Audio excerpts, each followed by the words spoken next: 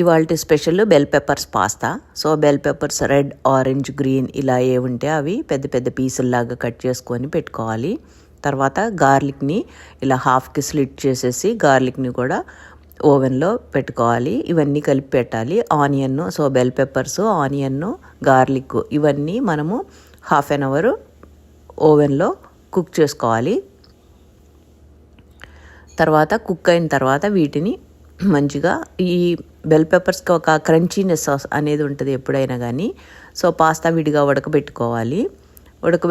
Cook అయిన వీటిని ఇలా మిక్సీ చేసుకోవాలి. కొంచెం మిల్క్ పోసి మిక్సీ చేసుకోవాలి. మిల్క్ బేస్తో మిక్సీ అయిన తర్వాత salt and pepper for tasting మనకి తగ్గట్టుగా వేసుకోవాలి. ఒక 5 minutes కుక్ అయిన తర్వాత ఇలా వేడి చేసిన తర్వాత మనము పాస్తా వేసేసి సర్వింగ్ చేసుకోవాలి విత్ బ్రాకోలీ.